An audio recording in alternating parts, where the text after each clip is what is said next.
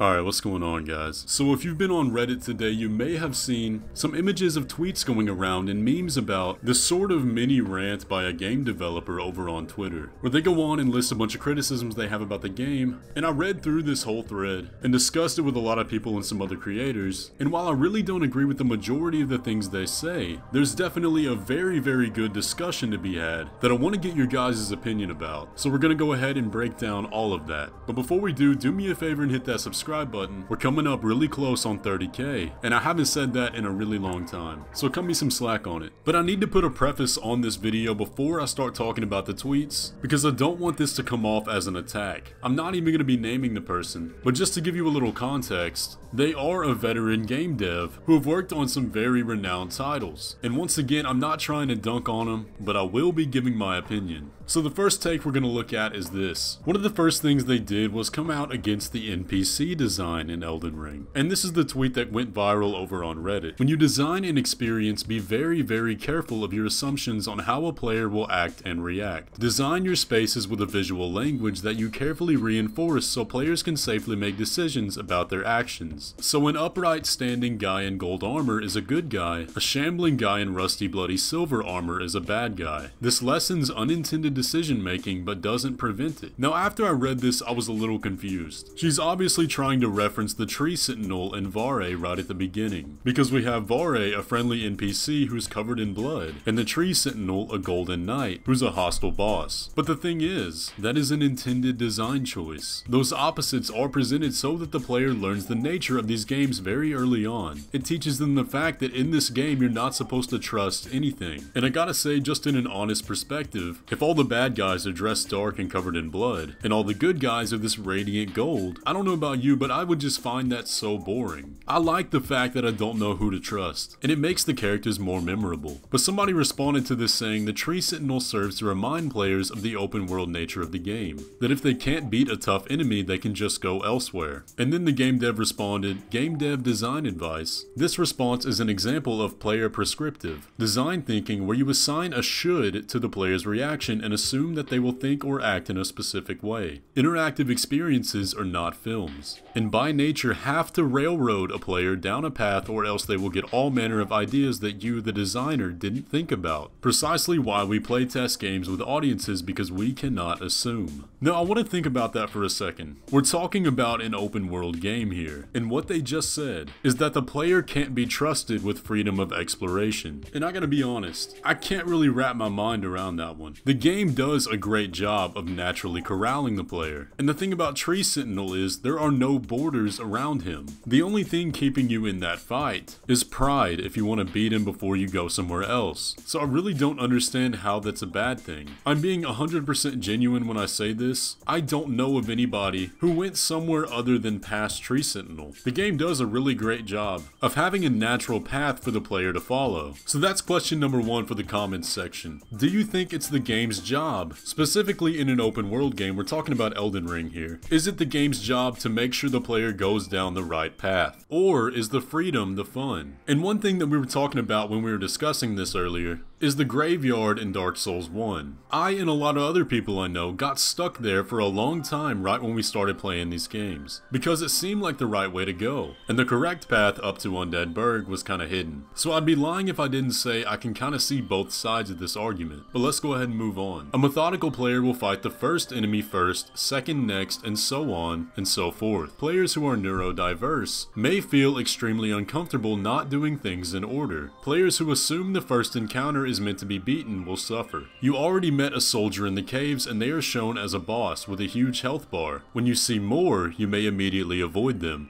However, they are grunts now that you grind on. The grafted beast has already absolutely slaughtered you in a few hits. So coming out and being absolutely slaughtered by the first enemy you encounter, if you do not realize you should jump down the dangerous looking cliff with a dead guy to do the tutorial. 2 characters absolutely destroying you before you can scratch them isn't fun. And you know, I may actually agree with this. Now I'm a Souls veteran, I've been playing these games for a very long time, so I knew right off the bat the Tree Sentinel and the Grafted Scion weren't meant to be beaten, and that eventually there would be an area where things were more my level. And on top of that, I had also played the network test, so I knew where the easy dungeons were right off the bat. And I gotta say, I think she's right when saying that new players are gonna get extremely overwhelmed by this. You have the Grafted Scion, which is virtually unbeatable. You've got the Tree Sentinel, which at the starting level you're not gonna be doing enough damage to. And then you also have a Gil, which is gonna be the same situation. So a new player is almost immediately thrust into 3 unbeatable fights. Now, the Weeping Peninsula is meant to be the starting level, the starting area where everything is at a manageable difficulty. And in order to get there, you have to go vastly out of your way. Now, obviously the correct path is up to Stormveil, and you do have several signs telling you that. But I do think if Elden Ring is your first Souls game, it definitely has one of the most ruthless introductions. So my first run, I didn't get the Spirit Horse for a few hours.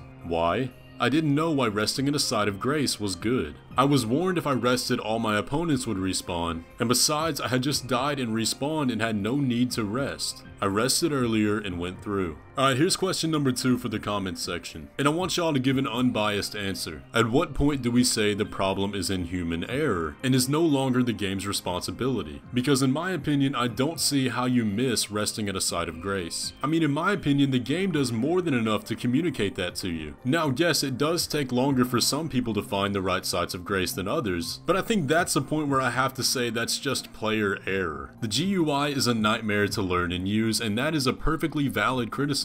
And there are many examples of interfaces that do it better. Deal with it. The one thing that is absolutely horrible is the online community. The graffiti people leave that is mostly trolling. And then she complains that you have to go online to understand what is going on, and I don't really know what she's talking about right there. Because going online doesn't actually change anything about the systems. And as for complaining about the UI, which I believe is referencing the game user interface, I've actually seen several game devs talk about that, but they never give any examples. So I'm really confused on what is actually the problem there, because I've watched a lot of playthroughs where Elden Ring is their first Souls game, and they all seem to know what's going on screen. Now, as for the troll messages, that has created such a strong culture in the community that, yeah, they may be lying, but it's fun, it's funny. Is that honestly something we need to complain about? If anything, I'd say it's a positive for the game. I found myself laughing out loud reading some of those, and it's honestly become a staple of the games. So I'm gonna hard disagree on that one. And the final one I want to take a look at today is this. Every player paid for the game and thus should get to enjoy it. Otherwise, they're just subsidizing hardcore Dark Souls players. F them. Everyone who paid should be allowed to enjoy a game that interests them, not get violently owned and then told they suck by the community. And I think the mentality behind this really illustrates the problem here. Why would you buy a product without researching what kind of game it is? The games have a notorious reputation. One Google search will tell you everything you need to know. So if you research the game and then still pay the $60 to buy it, and then get mad because it's hard, I really don't know what to tell you there. And I really agree with the tweet that she was responding to. It is impossible. How can you ask the game to accommodate for every person that buys it? And this kind of seems to be the argument always thrown around when talking about FromSoft specifically. And it really speaks to something louder with all these different game developers coming out against Elden Ring and just being completely baffled by its success. Because it really does go against all the principles they've learned. A brutal and unforgiving game that most people would consider unfun, but that's exactly why we love it. But I just wish these other game devs would take notes, because it's no surprise a lot of the games that are coming out now kinda suck. It's not an accident that Elden Ring got 10 out of 10s across the board on pretty much every single review. I mean, honestly, do you think From Software doesn't know the stuff you're saying? All these different game developers that are constantly tweeting about Elden Ring come off as so arrogant. But that's pretty much all I'm gonna say about it. Like I said, I'm not trying to attack this person. I wanted to make this video because I want to hear your guys' thoughts, and I honestly really look forward to reading those comments. Like I said, I did agree with a few of the things they said here, but at the end of the day, I think FromSoft knows what they're doing. But that's gonna pretty much do it for the video. I hope you enjoyed. If you did, please leave a like on it and subscribe if you're new around here. The next video I'm working on is gonna blow your minds, and I really hope you'll check that one out. So I'll see you then.